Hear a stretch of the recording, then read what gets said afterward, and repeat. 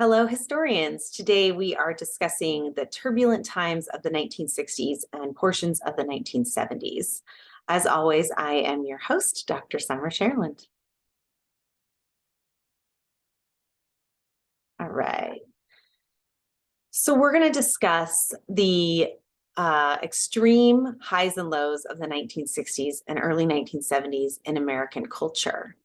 And before we do that, you should see a challenge in your learning management system that asks you to listen to a piece of music before you even begin reading this week or doing any sort of research. Now, as always, historians, right? We are students, we are scholars, we are individual people who come to the table with our own understanding and knowledge of different things. And that means some of you might know way more about this topic than others. And that's perfectly acceptable. That's perfectly normal. And in fact, if you know a lot about the 1960s, maybe the grassroots organizing or civil rights or the sexual revolution, maybe you know a lot about that because you lived through it. Maybe you know a lot about it because you've already studied it.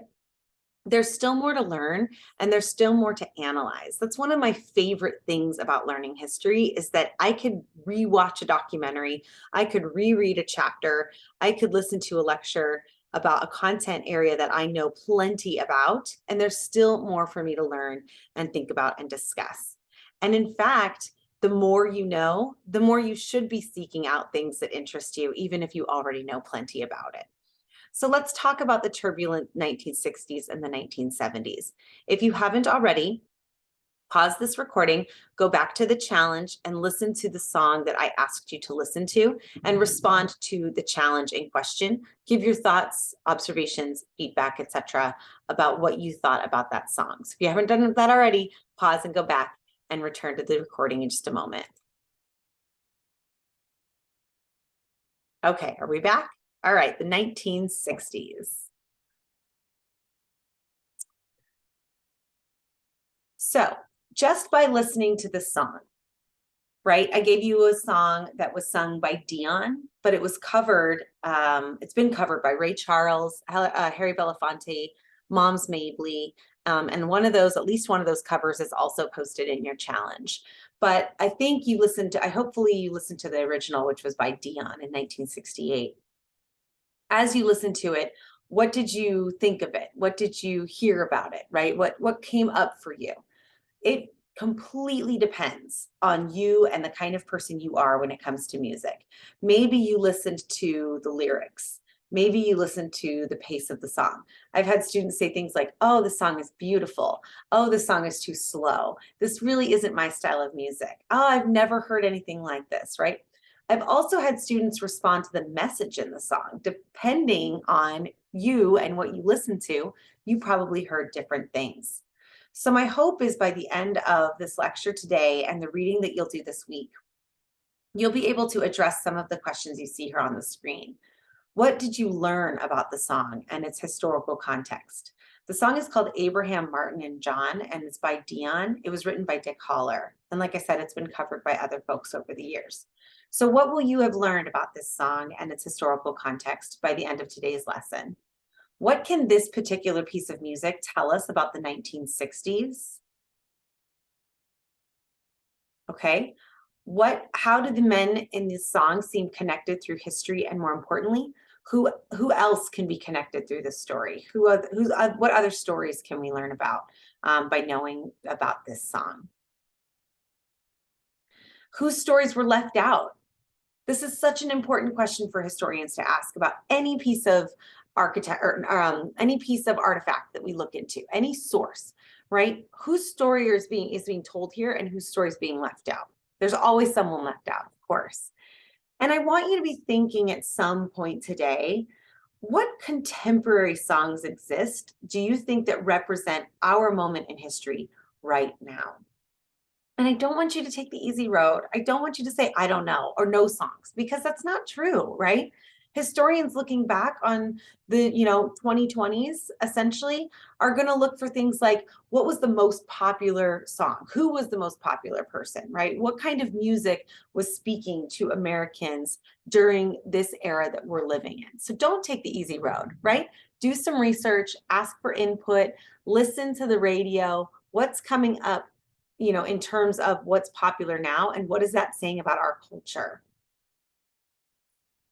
Because as you will find, each one of these songs represents something significant. So if you were listening to the Dion song, you heard the names Abraham, Martin, and John. You also hear Bobby come up. Well, John F. Kennedy was assassinated in the 1960s, right? Martin Luther King Jr. was assassinated in the 1960s. Abraham Lincoln was assassinated in the 1860s, and Bobby Kennedy was assassinated in the 1960s. So every one of the men mentioned in that song was assassinated. We already have one connection to their history together. How else are they connected? My hope is that by the end of this lesson, you will know more and you will have more questions. We are going to come back to my favorite topic, which is context. I swear, I should just get like a t-shirt that just says the word, it's all about, you know, context, or it's all about the context, right? History teachers, history professors, historians, and students, right? We are not just concerned about the ball that you see in this picture, right? So take a look at this picture, and I want you to select one ball, right? Just look at one ball. So I'm going to look at, I'll annotate for you. I am going to look at this ball right here, this kind of purple, you know, indigo ball that is fairly clear in the picture, right? And that's my focus. That's my piece. That's my artifact that I'm looking at. Now, if we were to just zero in and research the history of this particular ball, we could probably find out the manufacturer of this ball. We could probably learn more about the color coding that was used to make it this particular shade of indigo or blue, right? We could learn about the velocity of how it was bounced, how fast it's going, right? But we would only know the story of this one ball. What are we leaving out? Well, if you take away that annotation, right? Look at this whole room full of bouncy balls. Look at all of these things that are happening. The blue ball, the purple ball that I selected is in, you know, the light. Look at all the ones that are in the dark. There are red balls and green balls and yellow balls, right? There are so many other balls, and most likely they came together as a package. So if we were to look at this room, what's happening in this room? Who owns this house? Who built that window? Where is the light coming from the window? Is the light coming from above? I know I'm kind of being abstract here, but each individual artifact we consider, each primary source we consider, is one bouncing ball in a room full of thousands of balls that when you step all the way back, you can see more about what everything was happening at the time. So when we take a song you've probably never heard, I could have chosen a way more popular song. I could have chosen anything by any of the Motown artists of the 1960s. I could have chosen Imagine by John Lennon. You've heard that song. Imagine there's no heaven, right? You've heard that song. It's on like commercials and stuff. But I chose this weirdly obscure song that most of you probably have never heard, right? And the point is that song is this purple indigo ball. That song is whichever ball you chose in this room. You can learn a lot about the writer. You can learn about the musician, the people who sang it, when and where, but you can't truly understand the artifact until you pull back and look at what was happening in the 1960s when this song was written and performed. What does it tell us about this room full of bouncing balls, right? That's the point. That's the context that we're looking at. So let's discuss some of the context in which this song was written. We've discussed already in this class the Cold War, right? The Iron Curtain that America tried to drop on Russia and all of sort of East Germany and anything that had to do with communism, right? We're going to drop this Iron Curtain down. It's going to distinguish democracy from communism, capitalism from communism, and we're going to have these two very separate entities in the world, right? And it was called a Cold War because it was sort of inferred that there was no military action. It never got hot, right? But of course, we know in the case of Korea and later Vietnam, that's not exactly the case. There is a fear of Russia, there is a fear of communism, and it is perpetuating across the United States, infiltrating things even like classrooms, right? Even social justice movements are being seen as potential threats because they may be communist, right? They may have communist influences. And there's increased pressure on Americans of all races and genders, right? To be patriotic, right? To conform to what is patriotic, what is American, what is truly the way to be in terms of America. I chose this picture of duck and cover because another component of the Cold War, which is tied to both the fear of communism and the kind of pressure to conform, along with like the genuine fear of nuclear war, is this concept of duck and cover.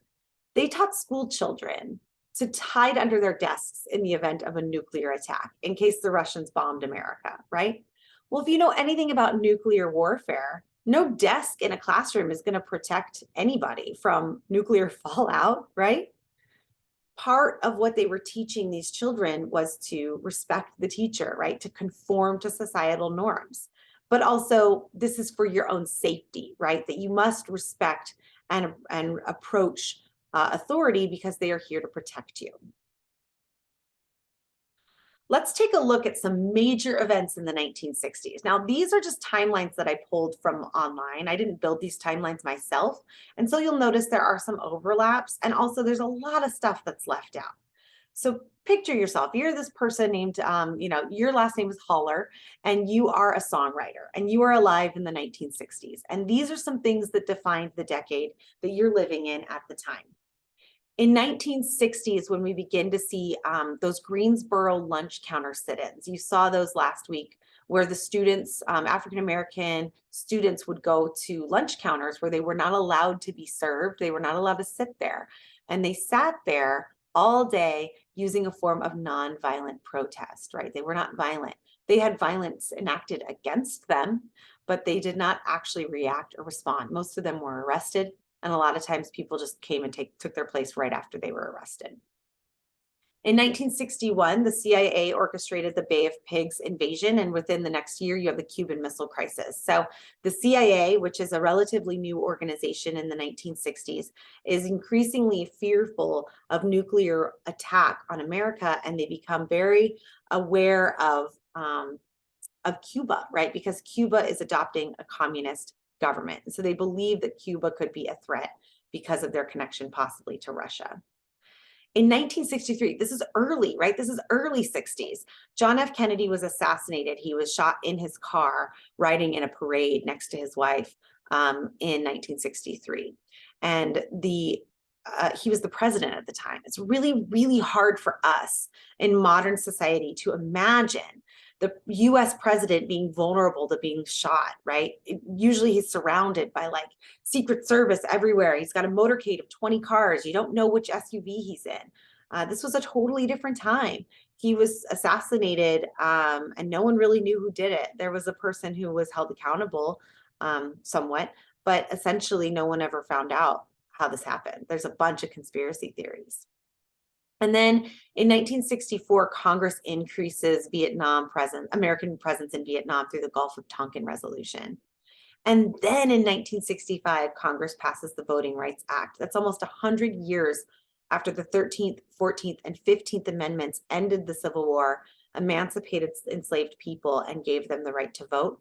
It took 100 years of civil rights and social action to create a true law across the country that protected the voting rights of all Americans, not just white men and not just white women.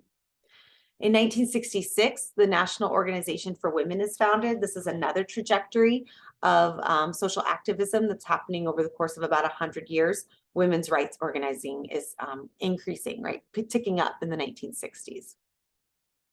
The Tet Offensive is launched in 1968. We're going to talk more about this year.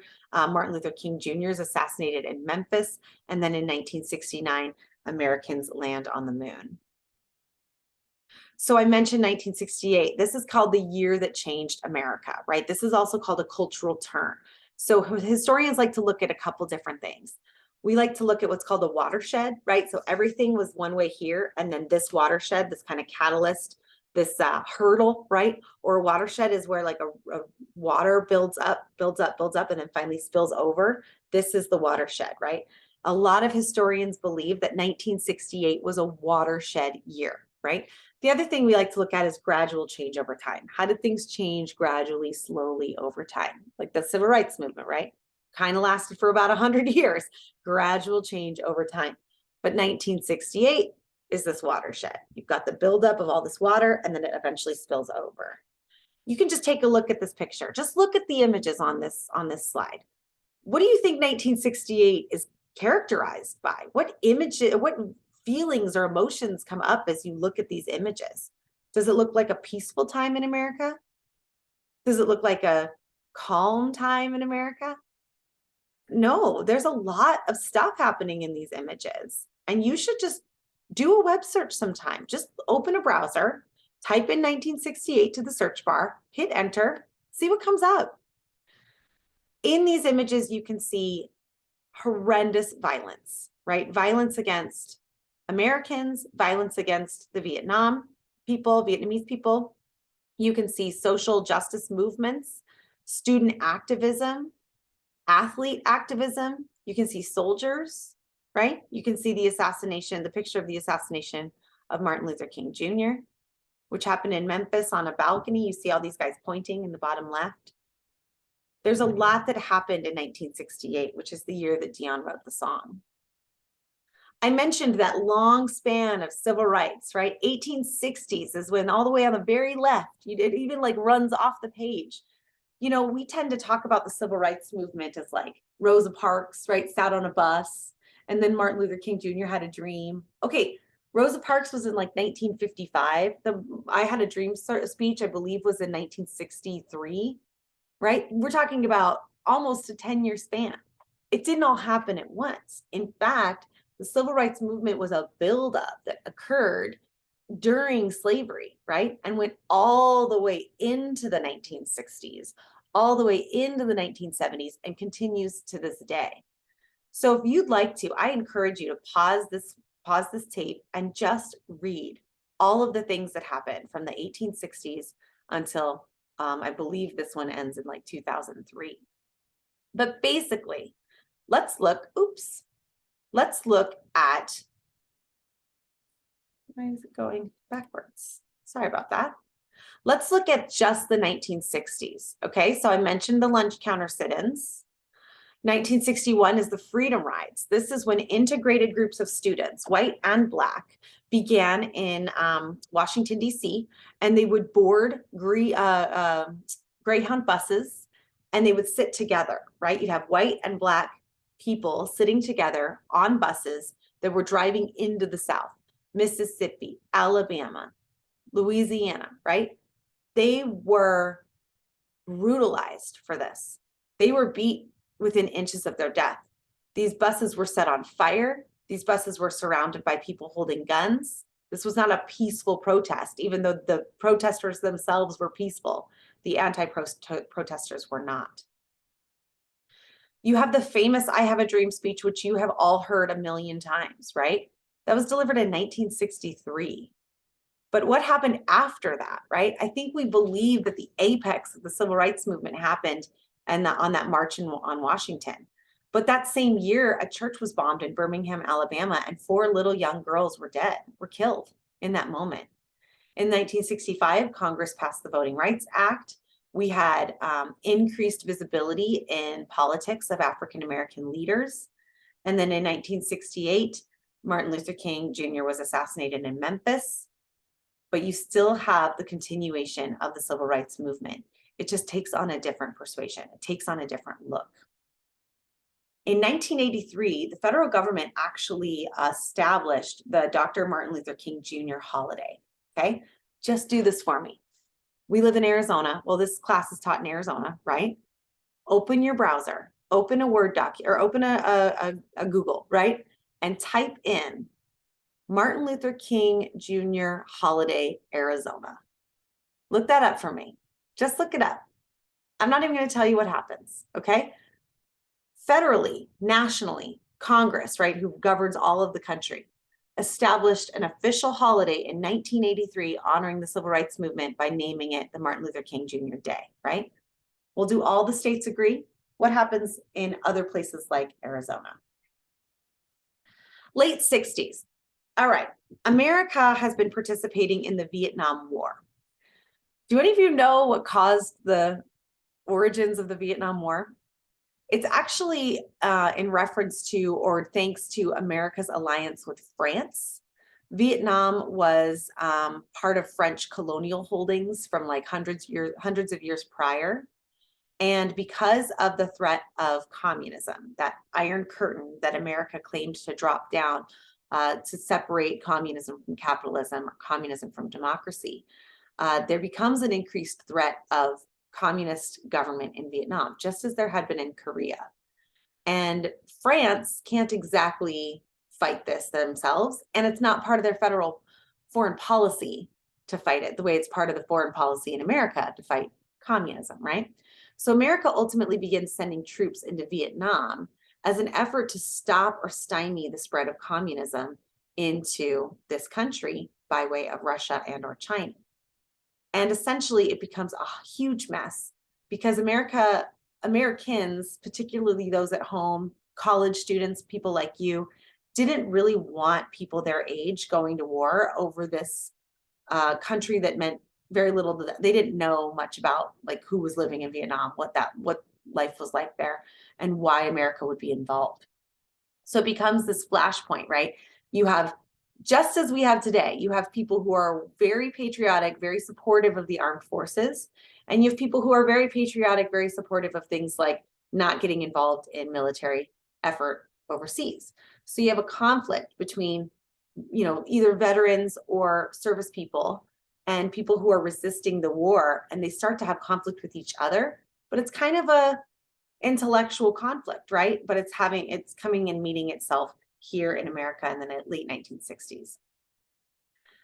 So in 1968, one of the reasons Vietnam becomes wildly unpopular among Americans and American civilians is because of the rise of access to television, of all things. So television is a very popular entertainment option for Americans. At some point in the 1950s and 60s, it becomes really, really common for Americans to have a television in their homes. We sort of take that for granted now because we have like little televisions in our back pockets, but we didn't have that. America didn't have that in the 1950s or 60s. So everybody gets this big box in their family room. And in it, they can watch all sorts of things. They're like 5 to 10 basic channels.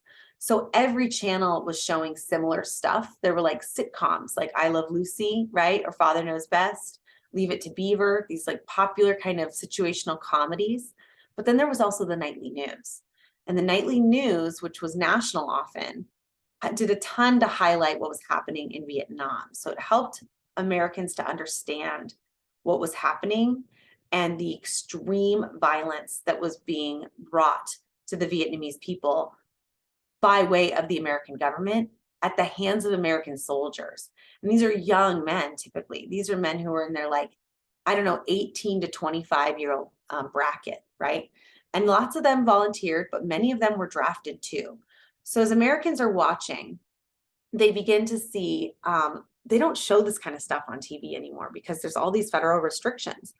But journalists are recording like massacres happening in Vietnam. They're watching Vietnamese civilians, women, children, people not affiliated with the war at all, being killed by American soldiers. And that is what happens with the massacre of My Lai, right? Look that up. At the time, Richard Nixon was elected president, and he becomes a problem for Americans very quickly. The Woodstock Festival is this like massive music and cultural festival held in upstate New York in 1969. It's kind of a hippie thing, but hippies didn't really define the decade of the 1960s. They just became a really significant icon at the time. We have a turning point in 1968. That's the year it changed everything because you have the uprising of student protest in this moment. And it comes to a head in 1970 when a student protest at the university, a university in Ohio, Kent State University. These students are protesting. They're protesting the Gulf of Tonkin. They're protesting the war in Vietnam. And the National Guard is called out to disperse the student protest. And something happens, and the National Guard actually opens fire on college students. And 4 of them are killed in that massacre, in that tragedy. Americans, not a fan, right? Americans do not respond well to this. And then you start to see other particular issues coming up, particularly Richard Nixon creates a lot of distrust among Americans about his goings-ons, right? Goings on. He eventually resigns due to the Watergate scandal, in which it was found that he was spying or having people spy on members of the United States Congress and on members of the Democratic National Party. So, you can't have you can't have a president spying on other Americans, right? And there's a lot of things that come out of that. In 1976, Jimmy Carter is elected president, and he also falls out of favor with a lot of Americans because he really struggles to kind of resolve the issues of the 60s and 70s. And in fact, there was a group of people who were being held hostage at the US Embassy in Tehran or in Iran, and he is not able to negotiate a hostage release for a very long time. So it causes a lot of problems with Americans' trust of Jimmy Carter. One of my favorite people to talk about in this era is Rodolfo Corky Gonzalez, who was born in Colorado and became a civil rights leader for the Chicano movement. And in 1968, actually helped define the Chicano movement by identifying that word Chicano. And Corky was this guy who was raised by sugar beet farmers. He graduated really early. He was like 16 when he graduated from high school.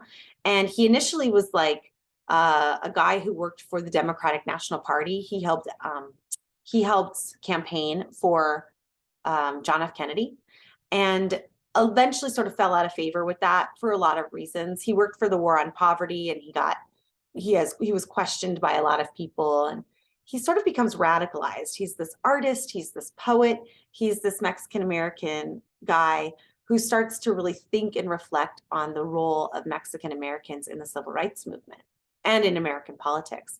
And he writes this epic poem called Yo Soy Joaquin, where he identifies the battles facing Chicano people as both Americans and people who are descendants of sort of Aztec warriors, native traders, and traders being exchanged, not traitors, right?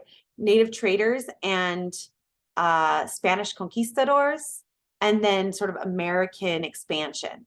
That one person from a Mexican-American background can have all of these warring identities kind of making up their own body.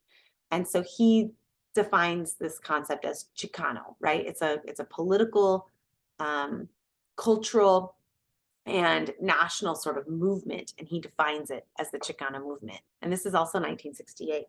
So all of this is happening, right? All of this is happening in the late 1960s, early 1970s. Okay, I didn't tell you anything about the song. I didn't tell you anything about that indigo blue ball that we focused on, right?